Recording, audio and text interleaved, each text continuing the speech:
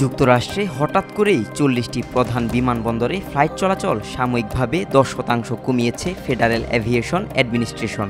এর ফলে শুক্রবারের ৭৯০টির বেশি ফ্লাইট বাতিল করা হয়েছে বলে জানিয়েছে ফ্লাইট পর্যবেক্ষণকারী সংস্থা ফ্লাইট অ্যাওয়ার। সংস্থাটির তথ্য অনুযায়ী শুক্রবারের বাতিল হওয়া ফ্লাইট সংখ্যা আগের দিনের তুলনায় ৪ গুণ বেশি। পাশাপাশি শনিবারের প্রায় ৫০০ ফ্লাইট বাতিলেরও ঘোষণা এসেছে। এক প্রতিবেদনে এ তথ্য জানিয়েছে সংবাদ মাধ্যম আল জাজিরা।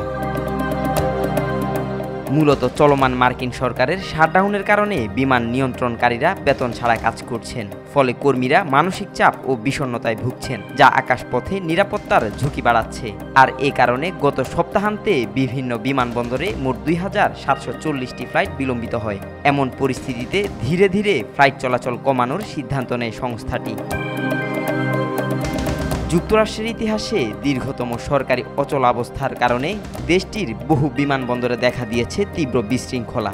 শাটডাউনের কারণে বেতন না পেয়ে বিমান চলাচল নিয়ন্ত্রণকারী কর্মকর্তাদের অনুপস্থিতি ক্রমেই বাড়ছে। গত শুক্রবার থেকে রোববার পর্যন্ত যুক্তরাষ্ট্রে ১৬,৭০০টির বেশি ফ্লাইট দেরিতে ছেড়েছে এবং ২,২৮২টি ফ্লাইট বাতিল হয়েছে। ৩২ লক্ষেরও বেশি যাত্রী ইতিমধ্যেই ফ্লাইট বিলম্ব বা বাতিলের সম্মুখীন হয়েছেন। আব্দুল্লাহ আল নোমান, আজকাল।